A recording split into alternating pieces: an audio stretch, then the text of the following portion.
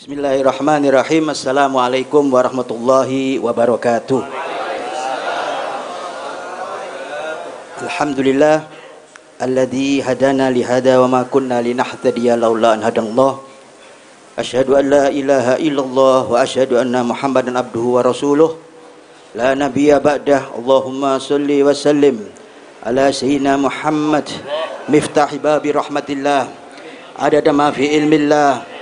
Salatan wa salaman daimaini bidamil mulkillah wa ala alihi wa sahbihi wa man walah wa la hawla wa la quwata illa billah. Qala rabbi israh li sadri wa yassir li amri wahlul 'uqdatan min lisani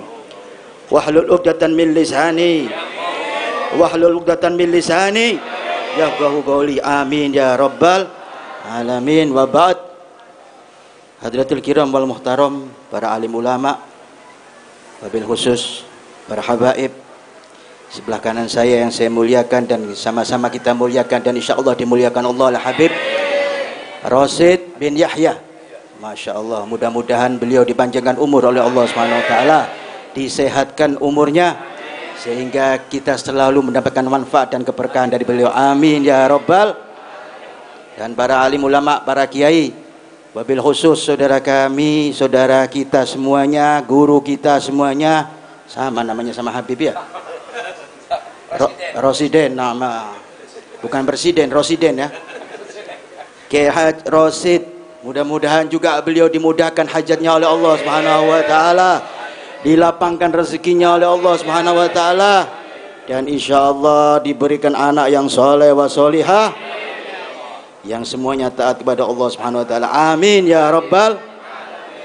Dan hadirin hadirat, Bapak Ibu yang dimuliakan oleh Allah Subhanahu wa taala, bersyukur pada siang yang penuh berkah ini kita dihimpun oleh Allah di dalam suatu himpunan yang sama-sama kita yakini perkumpulan ini adalah perkumpulan yang penuh dengan kucuran rahmat dari Allah Subhanahu wa taala.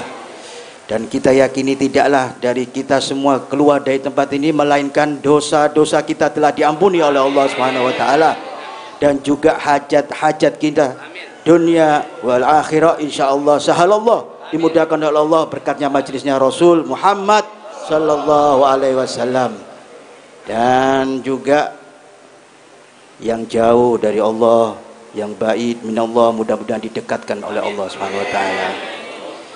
Yang kekurangan rezeki, yang sempit rezekinya, dilapangkan rezekinya oleh Allah Subhanahu wa taala. Dan yang punya utang, banyak yang punya utang enggak? Ya. Mudah-mudahan Allah yang bayarkan utang maka majelis Rasul sallallahu alaihi wasallam. Dan yang belum kawin insya Allah diberikan jodoh soleh wa solihah. Dan yang walil umur, yang bapak-bapak ini yang sudah menikah ini, mudah-mudahan jadikan jodoh mawaddah warahmah. Insyaallah. Kalau kawin lagi takut ada berakang perempuan, iya. Padahal kawin satu ini nggak ada di Qur'annya. Masna wasulasa waruba. Ya. 2, 3 dan 4. Satunya mana?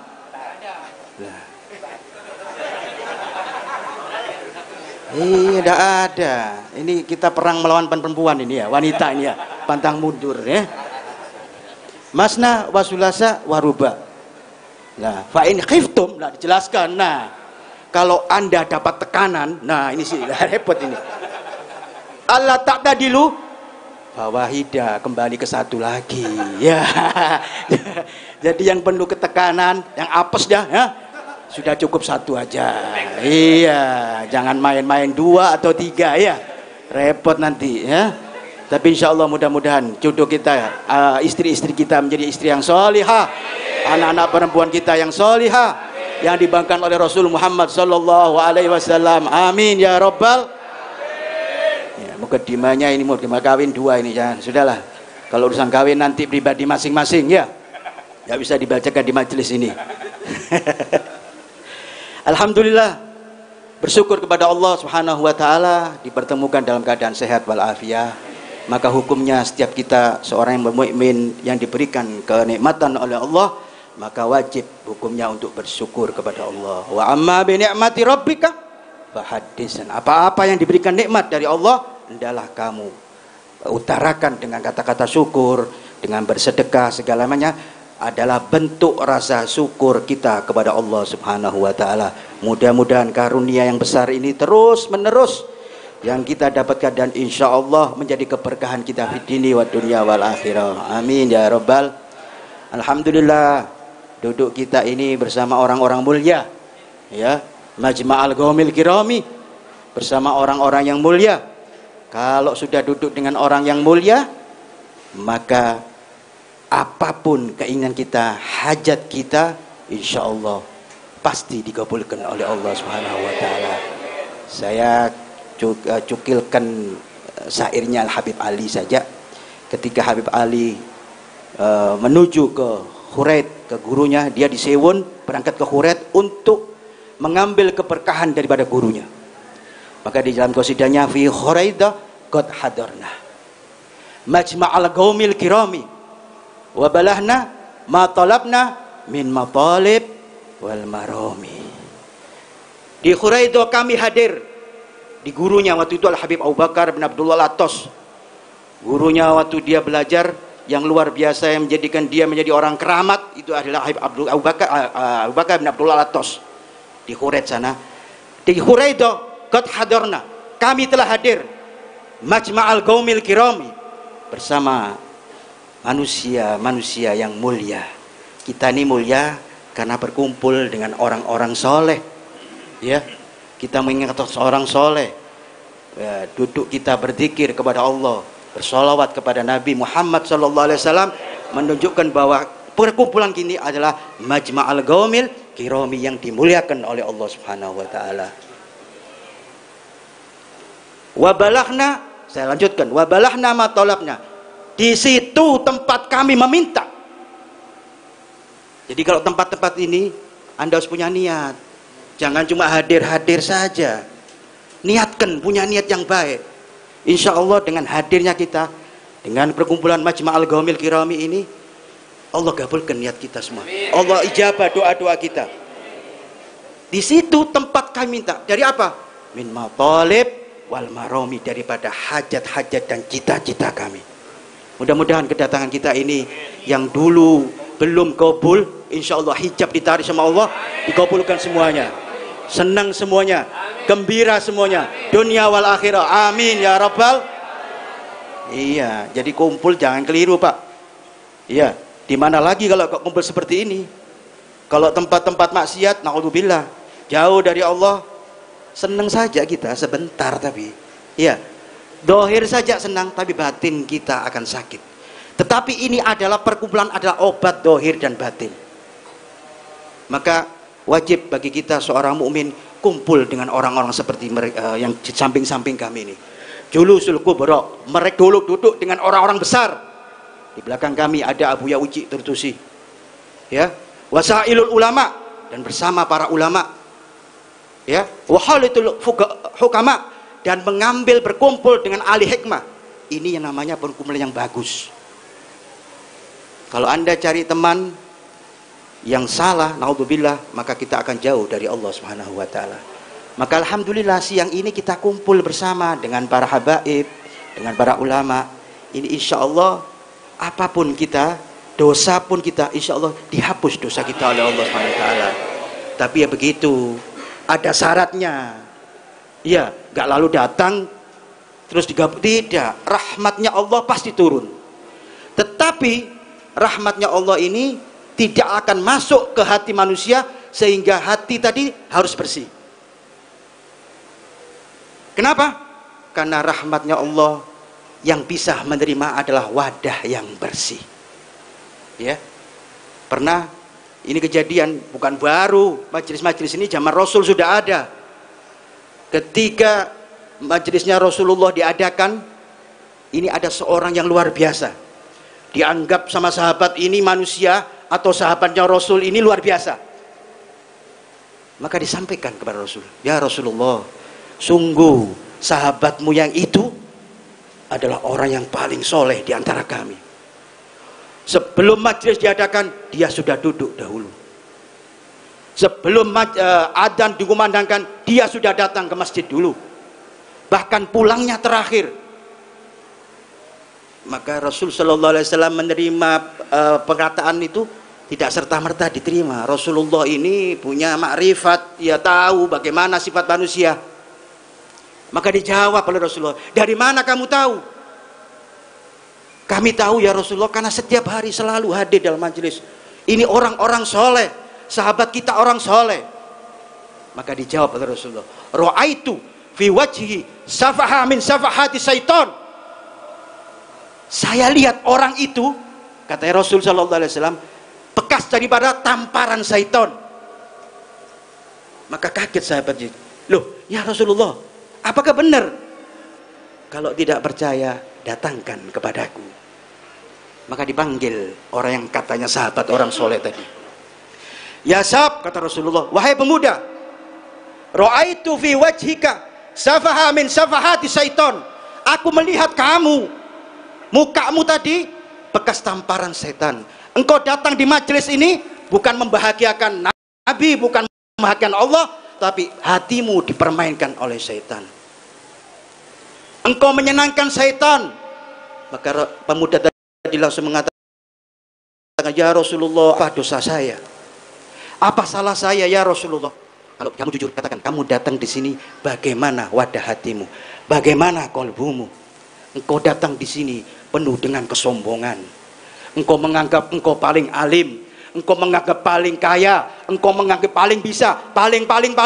Maka mustahil, bukan malah menyenangkan Allah Subhanahu wa taala, tetapi menjadi permainan setan."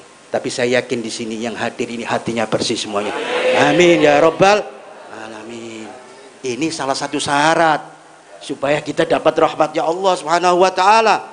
Asy-Syaikh Abdul Qadir Al-Jailani sebelum majelisnya dikumandangkan, dia duduk di depan itu.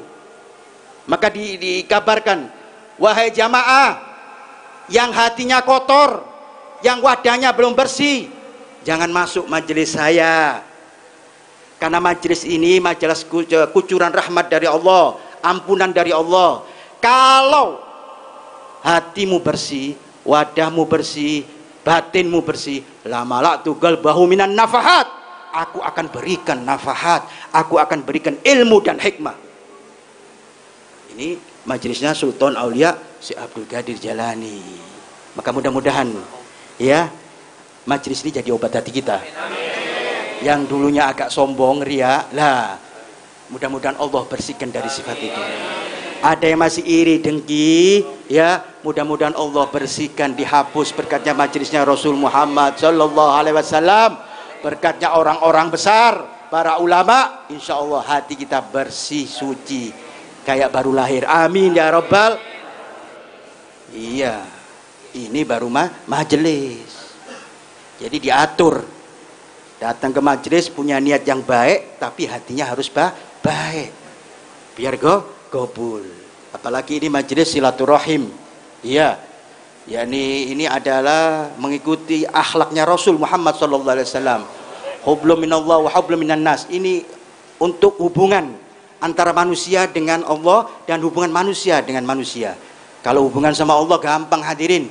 Ya, kita punya salah sama Allah, tobat, minta ampun sama Allah. Tetapi kalau hubungan dengan manusia kita punya salah, maka hukumnya kita wajib meminta maaf. Berkumpul kita silaturahim ini adalah mempererat hati kita, silaturahim kita untuk tidak putus. Karena kalau kita putus hubungan silaturahim dengan orang-orang yang beriman, maka mustahil kita tidak akan masuk surga. Na'udzubillah. La yadkhulul jannata ghati'ar rahim. Kata Rasul sallallahu alaihi wasallam, tidak akan masuk surga orang yang memutuskan tali silaturahim. Mudah-mudahan silaturahim ini tambah mempererat hubungan kita, persaudaraan kita, dan insya Allah ini berkumpul ini nanti berkumpul kita di akhirat di surganya Allah Subhanahu wa taala. Amin ya rabbal. Hadirin kaum muslimin yang dirahmati Allah Subhanahu wa taala. Orang kalau punya salah memang wajib minta maaf. Tetapi itu akhlaknya yang terpuji, yang mulia. Di dalam Al-Qur'an tidak disuruh kita minta maaf. Tetapi di Quran ini diwajibkan orang yang memberikan maaf Ini akhlak yang luar biasa, di atasnya terpuji. Jadi kalau orang bisa memaafkan orang, ini luar biasa sekali dan dipuji oleh Allah Subhanahu wa taala. Dan ingat, kalau kita sudah minta maaf, maka putus sudah kita punya kesalahan terhadap manusia tersebut. Maka tinggal kita hubungan tadi dengan Allah Subhanahu wa taala. Ya. Dan saya yakin di sini kita ini dalam keadaan ukhuwah, dalam satu hati, ya, dalam satu thariqah di mana thariqahnya para aulia, thariqahnya para nabi, di sini dikumpulkan oleh Allah Subhanahu wa taala. Wa inna hadza siratan mustaqiman fattabi'uhu wa la tattabi'us subula fatafarraqu an sabili. Katanya Allah dalam Qur'annya, ikuti jalanku, jangan cari jalan yang lain. Jalannya ulama kita ikuti, jalannya Rasul Muhammad kita ikuti. Wala tattabi'us subula, jangan engkau cari jalan lain. Cukup sudah majelis ini, ya, majelis ilmu di sini, cari ilmu, cari hikmah di sini. Kalau kita cari ilmu di luar salaf, di luar para tabi'in, di luar para sahabat, maka kita keliru di jalannya Allah Subhanahu wa taala. Fatafarraqu, Anda akan bercerai-berai banyak. Ya, naudzubillah. Anak-anak kita yang jarang datang ke majlis-majlis ini, mereka datang ke tempat yang ini, yang naudzubillah tempat maksiat kepada Allah, maka mereka dalam kehidupannya dalam keadaan kacau balau. Mudah-mudahan anak kita ini menjadikan anak yang soleh, akhlak-akhlak yang soleh, akhlak yang dibawakan oleh Rasul Muhammad sallallahu alaihi wasallam. Karena jelas kalau punya akhlak kita memaaf kepada manusia, ini luar biasa sekali dan dipuji di dalam Al-Quran. Man afa fa aslaha fa'ajurhu Allah. Barang siapa yang bisa memaafkan kesalahan seseorang, yang dapat memaafkan kesalahan seseorang, maka Allah akan memberikan pahala kepada kita semuanya. Allah tidak menyebutkan kita minta maaf, tidak, yang bisa memberikan maaf. Ini paling susah. Iya, kadang-kadang kalau urusan minta maaf atau yang memaafkan ini susah, apalagi di dalam rumah tangga. Ini ya penting, suami istri saling maafkan, apalagi suasana lebaran ini ya. Ini kan masih suasana lebaran. Iya. Kemudian Syawal, ini kita untuk mengerat silaturahmi, saling maafkan supaya dosa-dosa kita terhadap makhluknya Allah selesai. Tinggal kita minta ampun oleh Allah Subhanahu wa taala. Dengan puasa Ramadan kemarin, insya Allah kita suci semuanya, bersih semuanya. Iya, ya. Jadi yang paling sulit ini memberi maaf kepada orang. Iya. Tapi kadang-kadang repot. Kadang-kadang kalau suami istri bertengkar ini, kadang-kadang istrinya bilang tiada maaf bagimu. Wah, repot ini. Iya. Tiada maaf bagimu. Nah, ini repot. Saya pernah tamu, Beb, saya punya salah sama seseorang, tapi saya minta maaf gak diampuni, Beb. Dia dikasih maaf. Loh, kenapa? Iya, saya minta maaf karena saya punya utang, Beb. Loh, ya selesaikan haknya itu dulu, baru ente minta maaf. Iya. Kalau sekedar minta maaf, terus yang memaafkan, yang punya dosa ini belum menyelesaikan haknya, ya nggak bisa. Katanya Imam Syafi'i, man absuk ya walam ya'fu wa huwa syaiton. Barang siapa yang meminta maaf tapi tidak diberikan maaf, maka dia adalah syaitan. Maka dia menganggap yang tidak ngasih saya maaf itu setan, bukan ente setannya, karena ente belum menyelesaikan haknya. Iya, selesaikan dulu haknya orang ini. Nah, yang susah ini Pak, pejabat. Ya, pejabat itu menggunakan uang rakyat. Tahu-tahu ceramah dia pidato, mohon maaf. Lah haknya rakyat bagaimana? Haknya rakyat ini selesaikan dulu baru diberikan maaf. Begitu ya. Mudah-mudahan kita ini sebagai orang pandai memberikan maaf. Amin ya rabbal alamin. Hadratil kiram wal muhtaram. Ya, mudah-mudahan tadi bacaan sholawat kepada Nabi Muhammad SAW menambah mahabbah kita kepada Rasul SAW, menambah akhlak kita seperti Rasul Muhammad SAW, mencontoh Rasul Muhammad SAW. Contohnya apa Rasulullah ini? Apa akhlak ini? Katanya Sayyidina Abbas, mahwal akhlak, katanya dia. Ini kata Sayyidina, apa ditanya apa sih akhlak itu? Kata Sayyidina Abbas, ini hal mudah, paling mudah. Apa sih? Wajhun basusun wa kallamun layyinun huwa akhlak. Wajah yang sering senyum, dan bicara yang lemah lembut, jangan bentak-bentakan, Pak. Ini akhlak. Jadi mulai sekarang, Pak, jangan cemberut terus. Ya, mulai sekarang senyum. Coba senyum, bisa nggak senyum? Ya, mulai dari seni senyum, keluar dari seni senyum, sampai di rumah senyum. 1 bulan Anda masuk rumah sakit jiwa. Ya. Iya. Dan bicara yang lemah lembut. Huwa akhlak, kata Sayyidina Abu Abbas. Ini contoh yang dicontohkan kepada kita. Iya, jangan ngamuan, Pak, dikit-dikit marah. Dikit-dikit disinggung dikit marah. Baru jadi takmirnya masjid, digunjing orang marah. Baru jadi RT, dicela sedikit marah. Tidak, Rasulullah ini nggak marahan, Pak. Iya, tapi kalau urusan pribadi Rasul Sallallahu Alaihi Wasallam tidak ada marah Rasul Sallallahu Alaihi Wasallam. Tapi kalau urusan syariat, nah jangan coba-coba. Lam yagum bihodobin ahad, katanya. Tidak ada yang berani, satu orang muncul kalau Rasulullah masalah syariat tidak benar, maka Rasulullah akan marah. Kalau syariat dirusak, syariat dimainkan, maka Rasul Muhammad SAW marah. Tapi kalau untuk pribadinya, sampai ada perjanjian waktu itu dengan orang-orang Yahudi, ditulis itu ada kan Rasulullah memakai cincin, khataman nubuah katanya, cincin kenabian. Di situ ada tulisannya Muhammad Rasulullah. Maka ketika dia perjanjian mau tanda tangan, orang-orang kafir Quraisy ini nggak mau, tidak. Ngapain pakai Muhammad Rasulullah? Kalau pakai Muhammad Rasulullah ngapain perjanjian? Kami mengakui kalau Anda adalah Rasulullah. Maka Rasulullah ketawa saja. Imam Ali yang marah. Enggak, saya tidak terima. Tetap stempel, harus stempel Muhammadur Rasulullah. Katanya ya, Rasulullah, ya Ali, sudahlah. Karena Nabi kita ini Nabi Ulmi, tidak bisa menulis, tidak bisa membaca. Mana sih ada tulisannya Rasulullah? Maka dilihat, famasahabirikihi, maka dihapus dengan ludahnya Muhammad bin Abdillah. Selesai urusannya, Pak. Iya, kalau urusan pribadi tidak usah marah. Sayyidina Umar bin Abdullah meletos, diangkat jadi wali. Kenapa? Karena nggak pernah marah, Pak.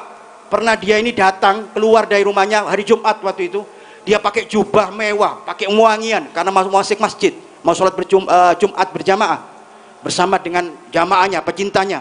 Maka bareng jalan di Hadramut itu, rumahnya tinggi-tinggi, bukan seperti ini, ya, tingkat begitu. Ada satu orang ngepel apa? Lantai. Terus airnya tadi dibuang ke bawah, tidak lihat di bawah ini ada yang berjalan. Sayyidina Umar bin Abdurrahman Latos, maka disiramkan kena kepada kepalanya Sayyidina Umar bin Abdurrahman Latos. Maka marah semua murid-muridnya, ngamuk.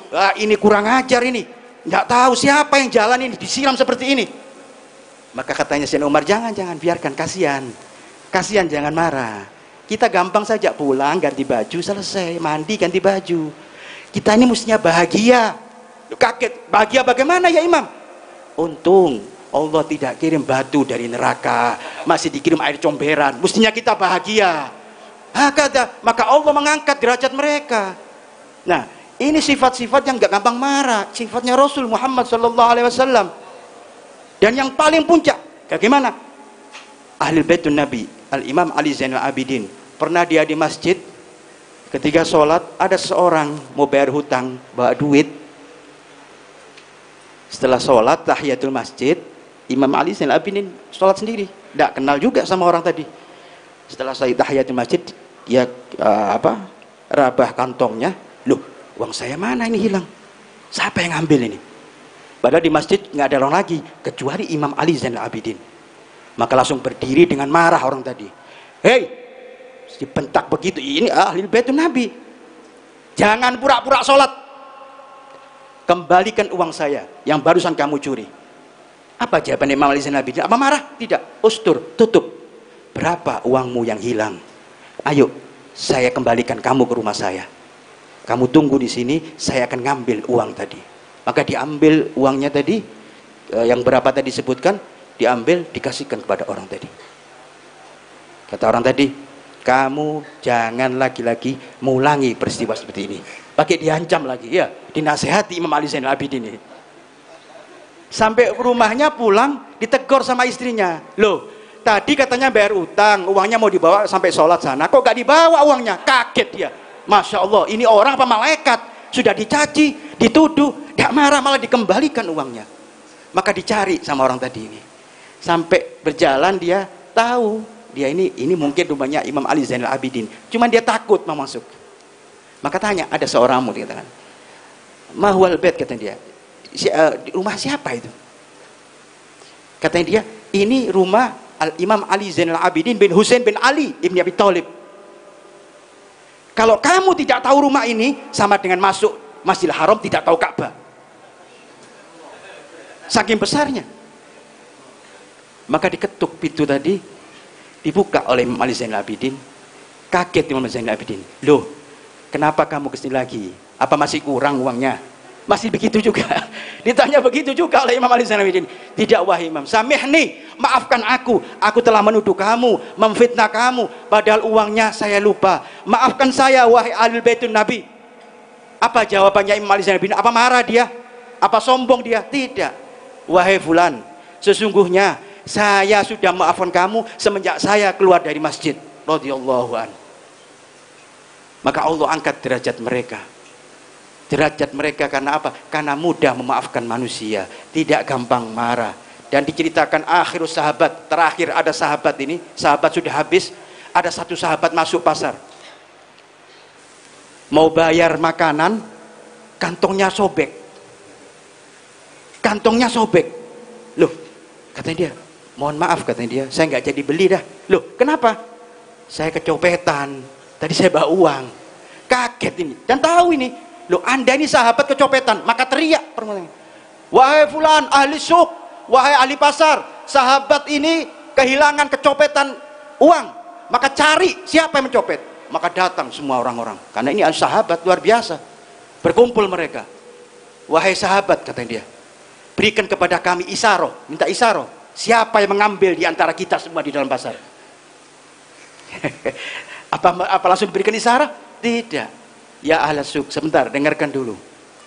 Kalau dia mengambil karena kebutuhan, karena kepepet, maka saya berikan sebagai hadiah. Siapa yang melarang hadiah? Ada yang nyeletuk. Loh, kalau memang dia sengaja maksiat kepada Allah, mencuri uangmu sengaja, kalau mereka ini orang yang mencuri uang saya atau mencopet uang saya sengaja, maka saya doakan mudah-mudahan ini perbuatan yang terakhir. Maka yang lain mengatakan, waduh, mendingan saya aja ya yang mencopet, dapat doanya sahabat ini. Kenapa saya tidak mencopet sekalian? Nah, saking luar biasanya ini. Ayo, kita yang di sini ya, yang selalu menyebut nama Rasulullah, menyebut nama sahabat, yang cinta kepada Rasulullah, ayo kita ikuti Rasul Muhammad SAW. Ikuti akhlak beliau.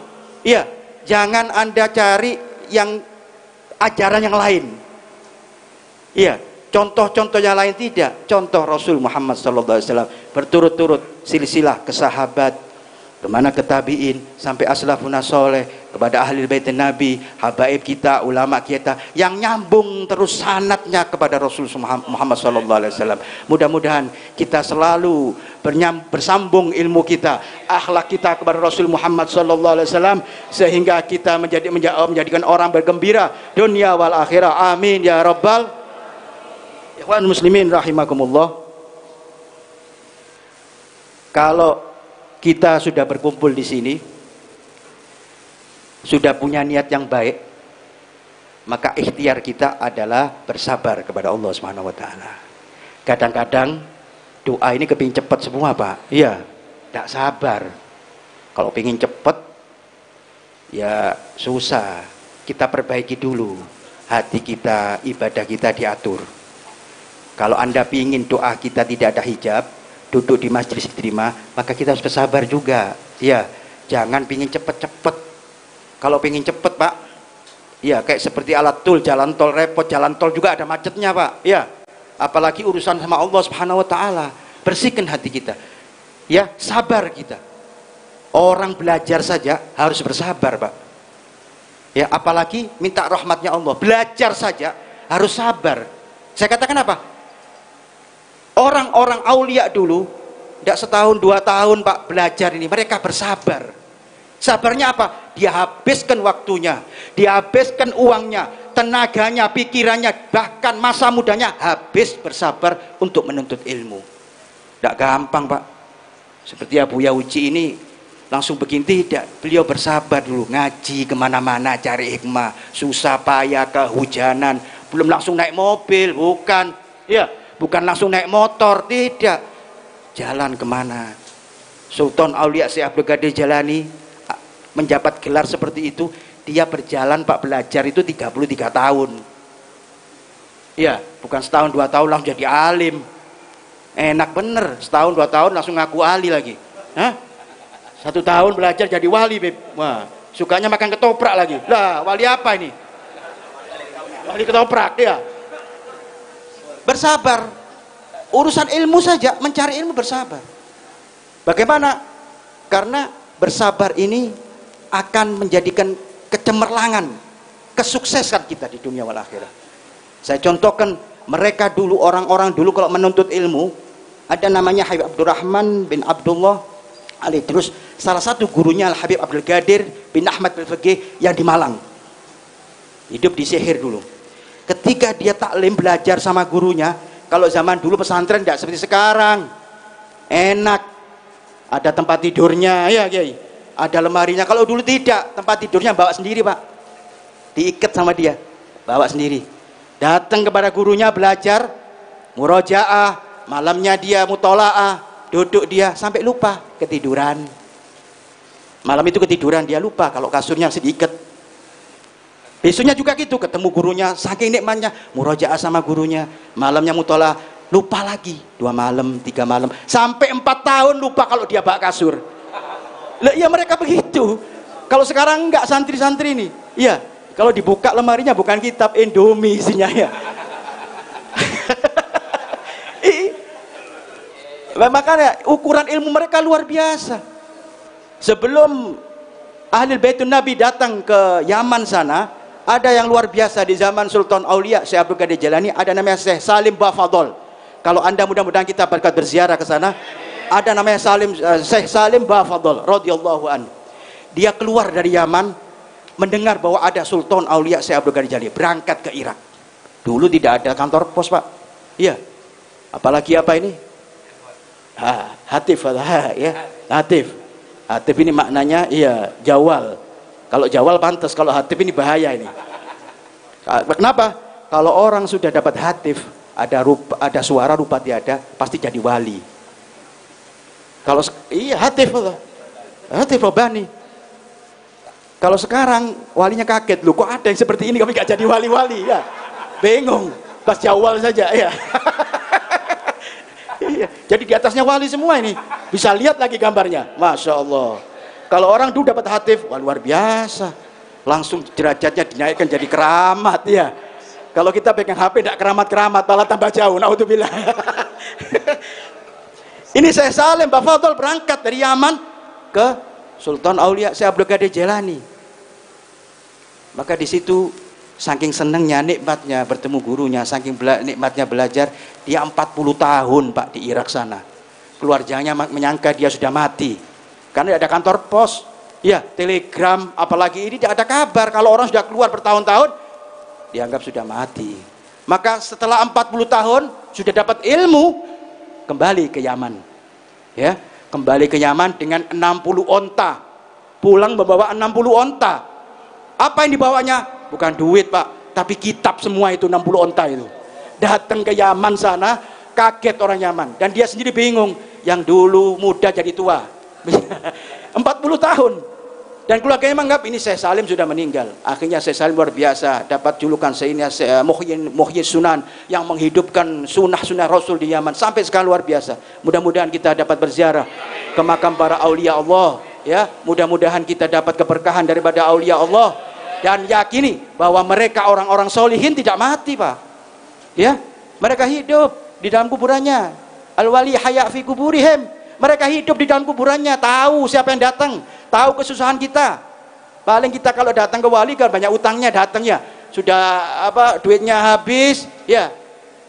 Sudah ngeluh kita, datang minta keberkahan kepada wali. Tapi tidak apa-apa, wali tahu semuanya, Pak. Enggak tidur wali, enggak mati. Mereka jasadnya saja.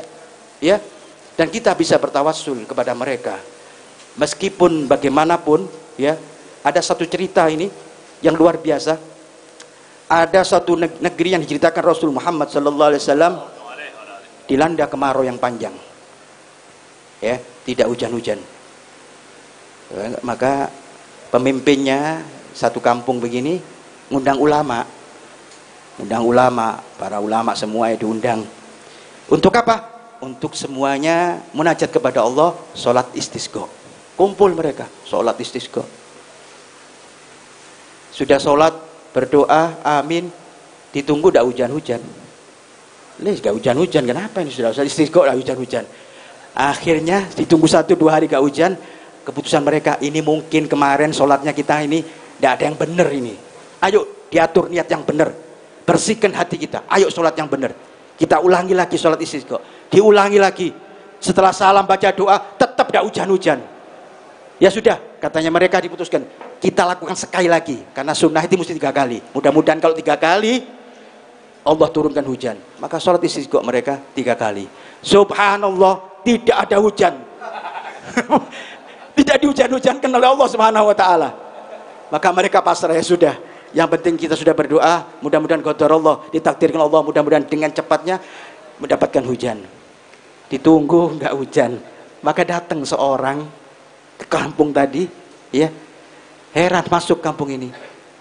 Dilihat pohon-pohonnya habis semua, ini kering semua. Enggak ada yang tumbuh, bunga-bunganya enggak ada, sampai tanah tadi pecah. Bingung seseorang tadi. Maka tanya sama orang kampung tadi, wahai fulan, ini kemarau sudah lama kah? Kata dia, berapa tahun ini? Wah, sudah lama. Sudah lama, gak hujan-hujan. Maka kata orang soleh tadi, kenapa kamu tidak sholat istisqa? Minta sama Allah. Kami, katanya dia, sudah sholat istisqa berapa kali, tapi Allah tidak mengabulkan doa kami. Wah, aneh ini kata orang ini. Nah, ya sudah, kata orang tadi itu, kalau boleh saya berdoa, Anda mengamini. Oh gampang. Kalau masalah itu tinggal amin saja, karena mereka berharap Pak hujan.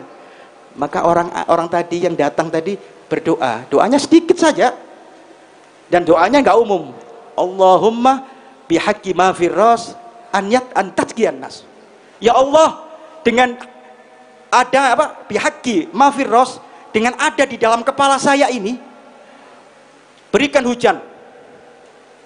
Maka mereka amin, diamini. Tidak lama kumpul ini mendung, langsung hujan. Subhanallah. Maka orang penasaran, bukan masalah doanya penasaran sedikit, bukan. Ditanyakan apa kamu tadi? Mafiros, bihaqi mafiros. Apa yang ada di dalam kepalamu tadi itu, sehingga kamu bisa datangkan hujan ini? Dalam kepalamu ini apa? Katanya dia, di dalam kepala saya simpan 2 mata yang saya tetap simpen dan jadikan wasilah saya. Siapa yang kamu pandang? Abu Yazid Al-Bustami. Saya pernah memandang sekali dan jadi wasilah, dan ini berkat wasilah Abu Yazid Al-Bustami radhiyallahu anhu. Bahkan kata Rasul sallallahu alaihi wasallam di Sahih Bukhari, diceritakan setelah zaman Rasul ada peperangan di mana kaum muslimin lambat mendapat kemenangan. Perang terus gak menang-menang, seri saja. Maka mereka mengumpulkan, wah ini susah ini, semangat sudah kendor. Maka dicari, wahai fulan, wahai para pengikut perang, para mujahidin, ini harus ada orang yang menjadikan wasilah. Kita cari siapa yang pernah melihat wajahnya Rasul Muhammad SAW. Maka dicari, di Sahih Bukhari Rasulullah yang ceritakan. Maka dicari, ketemu satu orang. Gal, saya pernah melihat wajah Nabi Muhammad SAW. Maka didatangkan, mereka berwasilah orang yang telah memandang Rasulullah SAW. Seketika itu juga diberikan kemenangan oleh Allah Subhanahu wa taala. Bukan itu saja, diceritakan setelah itu berpuluh tahun ada peperangan lagi. Kata Rasul sallallahu alaihi wasallam, juga lambat, diberikan kemenangan lambat. Maka pemimpinnya mengatakan, adakah yang pernah melihat sahabat yang pernah melihat wajah Rasul Muhammad sallallahu alaihi wasallam? Maka didatangkan orang yang melihat sahabat, maka mereka bertawasul, orang yang pernah melihat sahabat dan sahabat pernah melihat Rasul Muhammad sallallahu alaihi wasallam. Allah berikan kemenangan. Tidak sampai 3 kali Rasulullah. Setelah itu ada peperangan. Lambat juga. Hajatnya nggak gobul-gobul. Ya. Susah mau gobul. Didatangkan tabi'in. Siapa yang pernah melihat tabi'in, yang pernah melihat sahabat? Didatangkan benar. Kami bertawasul kepada mereka. Allah berikan kemenangan. Jadi mari kita bertawasul kepada orang-orang soleh. Hajat-hajat kita insya Allah dikabulkan oleh Allah Subhanahu wa ta'ala. Ini tawasul bukan zaman yang baru, Pak. Zainal Umar dulu pernah bertawasul dengan yang hidup. Siapa? Zainal Abbas. Yang hidup saja bisa ditawasuli. Ketika waktu masih nggak hujan, waktu jadi khalifah dia bawa Zainal Abbas itu berdoa. Ya Rob, bibarakatil amun Nabi, dengan berkatnya paman Nabi datangkan hujan. Hebat ini Zainal Abbas ini. Tidak lama hujan, tawasul pada yang hidup. Maka jangan kaget sekarang orang bilang bid'ah. Yang hidup bisa tawasuli, apalagi yang sudah mati, yang sudah nyata menjadi orang-orang solihin, aulia-aulia Allah Subhanahu wa taala. Mudah-mudahan kita cinta mahabbah kita kepada aulia, kepada orang soleh, karena cinta kepada orang soleh hukumnya wajib, ya. Cinta mahabbah kepada orang soleh ini hukumnya wajib. Bahkan Al-Imam Al-Habib Abdullah bin Alwi Muhammad Al-Haddad, saking cintanya beliau kepada para aulia Allah ini, mahabbatuhum dini, dia mengatakan itu, mahabbatuhum dini wa fardi wa sunnati wa ulwatil wusqa bal afdalu ma indi. Cintaku kepada mereka orang-orang soleh ini adalah agamaku. Dianggap agama, Pak. Misal kita cinta sama Abu Uci ini, agama saya Abu Uci tidak salah, agama saya Habib Rosid tidak salah, agama saya Kiai Rosid tidak salah. Mahabbatahum dini, cintaku kepada mereka orang-orang soleh adalah agama bagi aku. Wa fardi, dan wajib. Wa sunnati, dan sunnah menjadi sunnah. Wa urwatil wusqa, dan menjadi tali pengikat. Bal afdalu ma indi, ini lebih baik yang aku punya. Karangan kitabnya, wiridnya lebih berharga daripada mencintai mereka. Ini Zainal Habib Abdullah Al-Haddad. Nah, kita siapa ini? Ya, Habib Abdul Haddad aja yang karangannya luar biasa, rotib. Kitabnya di Salatul Ma'awana banyak, ya. Wirid-wiridnya banyak, dan keramat. Dia kutub-kutubnya 40 tahun. Iya. Dia punya murid yang luar biasa, Ahmad bin Zain Al-Habsyi. Ini belajar sama dia 40 tahun juga ini. Habib Ahmad bin Zain ini. Sampai belajarnya dia ini sampai ditunggu gurunya sampai mati. Ketika meninggal itu Zainal Habib Haddad dalam keadaan mengajar. Di hadapnya Habib Ahmad bin Zain membaca kitab Muwatta karangan Imam Malik. Sampai dibaca, saya meninggal. Apakah ini percuma? Tidak. Habib Abdullah mengatakan, narju an yakuna Ahmad bin Zain fil ilmu dhahir misil Syafi'i. Saya mengharapkan Ahmad bin Zain dalam ilmu dhahirnya seperti Imam Syafi'i. Maka dikatakan waktu Ahmad bin Zain, Syafi'i di zamannya, radhiyallahu anhum. Masya Allah. Jadi wajib cinta kita kepada para aulia Allah, kekasih-kekasih Allah, seperti mereka-mereka yang sudah luar biasa, yang perjalanannya luar biasa, yang menjadikan manfaat kepada kita. Wajib kita ingat, ya. Wajib kita ingat jasa-jasanya. Rasulullah saja suruh ingat kepada jasa-jasa orang-orang nabi-nabi sebelumnya. Wadkur fi kitab Musa, ingatlah kepada kitab Nabi Musa. Wadkur fi Ibrahim, wadkur fi kitabil Ismail. Rasulullah suruh ingat, Pak, jasa-jasa mereka. Tidak boleh lupa. Bahkan kepada orang perempuan pun. Siapa orang perempuan? Supaya ingat Rasulullah. Wadkur fi kitabi Maryam, ingatlah kepada Siti Maryam radhiyallahu anha. Masya Allah. Jadi kita, Pak, mari di majelis ini saya yakin Majma'al Qaumil Kirami, perkumpulan orang-orang soleh, ya. Kita berhusnudzon, bersangka baik kepada mereka, dengan cinta kepada mereka. Insya Allah apapun yang kita ingini, apapun yang kita harapkan, cita-cita kita, ya, insya Allah mudah-mudahan Allah berikan apa yang kita harapkan. Allah kabulkan niat dan hajat kita, dan insya Allah kita selamat daripada dunia wal akhirah, selamat dari siksanya Allah, dan insya Allah kita bahagia berkumpul dengan para orang saleh, berkumpul dengan para habaib, berkumpul dengan sahabat, berkumpul dengan Nabi di surganya Allah. Amin ya Rabbal. Terakhir mari kita berdoa, ya Rabb ya Rahman Rahimin. Mudah-mudahan Allah ampuni dosa-dosa kita, dosa-dosa besar, dosa-dosa kecil Allah ampuni semuanya. Yang keadaan sakit Allah sembuhkan berkat majelis Rasulullah Muhammad sallallahu alaihi wasallam. Yang kurang sehat disehatkan oleh Allah Subhanahu wa taala. Yang sempit rezekinya dilapangkan rezekinya oleh Allah Subhanahu wa taala berkat majelisnya Rasul Muhammad sallallahu alaihi wasallam. Berkatnya Majma'al Qaumil Kirami. Ya Arhamar Rahimin, ya Sami'u ya Basir.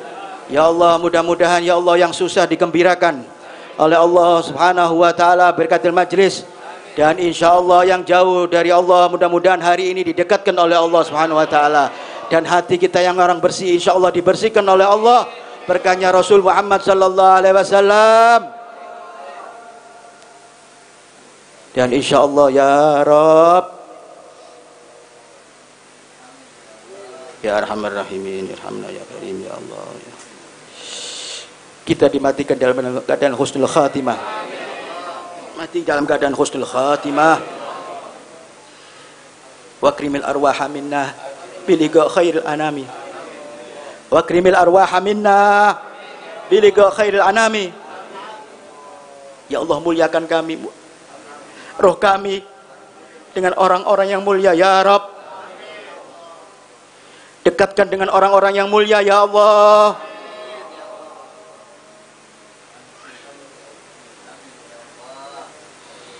Rabbi fanfa'na bi barakatihim wahdinal husna bi hurmatihim wa amitna fi tariqatihim wa mu'afat minal fitani. Allahumma ij'al hadza jam'ana jam'al marhumah wa tafarruqan bi tafarruqan ma'sumah wa la taj'al fina wa la ma'na syakiyan wa la mahruda bi rahmatika ya arhamar rahimin ya arhamar rahimin ya arhamar rahimin. Rabbana taqabbal minna innaka antas samiul alim wa tub alaina innaka antat tawwabur rahim. Rabbana atina fid dunya hasanah wa fil akhirati hasanah wa qina adzabannar. Sallallahu alaihi wasallam Muhammadin nabiyil ummi wa ala alihi wasallam. Alhamdulillahirabbil alamin. Mohon maaf kalau ada salah kurangnya. Billahi taufiq wal afwi minkum. Assalamualaikum warahmatullahi wabarakatuh.